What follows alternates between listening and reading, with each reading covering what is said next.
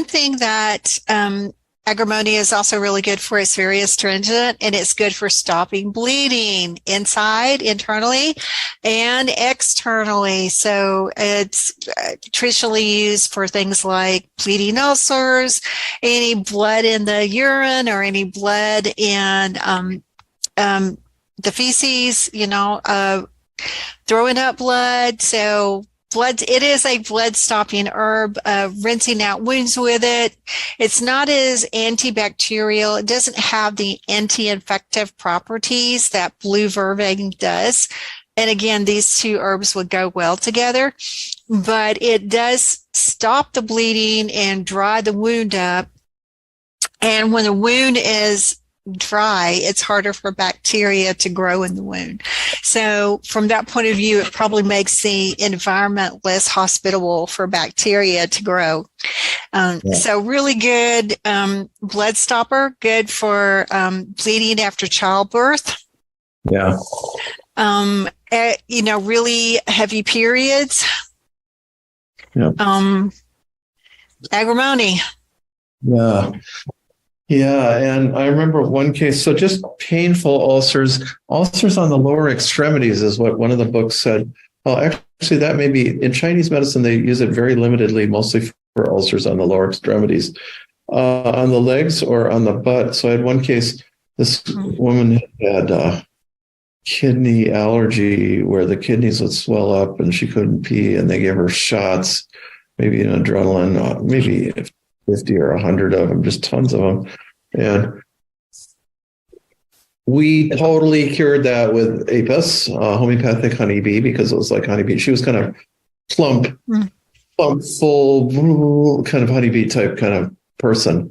And so that was her constitutional. But then she had these kind of sometimes bleeding, terrible ulcerations at the sites of the shots. Oh, ew. Yeah, I didn't even look at it. She didn't show me, but I could just. Right. Oh my God. And so I gave agrimony, and that totally cleared them up just because of that indication, ulcerations on the lower extremities, basically, and pain. Yeah.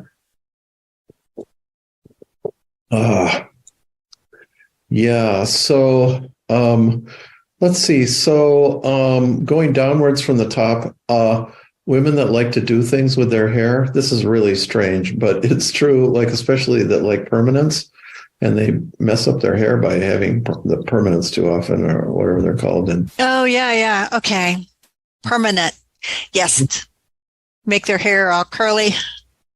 Yeah. Yeah. They got to do something to their hair. Also, it's a facade type thing, I think. It is. Yes, and in my childhood, curly hair was considered very attractive, and I don't have it, have never had it. And my mother would force me once a year to get one of those, and I absolutely hated it, so that I would be curly. Yeah, so my mom, on the other hand, she had curly hair you could not do anything with. Afro, she was Jewish, so it was a little bit curlier, but just she never had long hair because she always had to. Still, she's 93 and she doesn't have long hair. She still has curly white hair now, black in those days. Yeah, perms were like the 90s, early 2000. They were it. Big hair days. Yeah. So that's a strange aspect of agrimony, and I would look for ulcerations on the tongue too as a possible indication. I haven't seen that. That's possible. Like little canker sores on the tongue. Would that be good? It might be a good canker sore remedy. Yeah. Yeah. And astringent, it's a pain remedy, and that fits. Raspberry leaf is used that way, which is gentle. There's some mucilage in there, and sumac is used that way. But agrimony makes a lot of sense. Yeah. It does. Yeah. And then, breathing. How's the expression? One of Dr. Bach's medical doctors who used his remedies, tortured to capture the breath, is exactly what he said. Well, you get that occasionally in bronchitis. You get that in asthmatics. You get that even when they're not having an asthmatic attack, they're just having chaos in their breathing. And chaos in their life, anxiety, the breathing that can kind of go with anxiety sometimes. Yeah. Yeah, it's like I can't get my breath. I'm having a panic attack.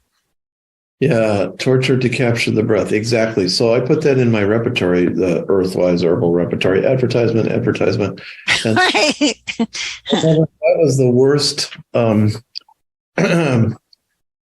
not copy editor, the worst editor I ever had, because she would change things like that. She changed that. I mean, this expression was exact. I had it in quotation marks. She said, what'd she change it to? Tortured capture of the breath. I said, wait a second. This is not, they don't capture the breath. Tortured to capture the breath. It's like, why did you change it, you know? And he who must not be named, he passed on I mean, some of these things, they could be 1,000-year-old Native American, you know, expression. One for false Solomon seal.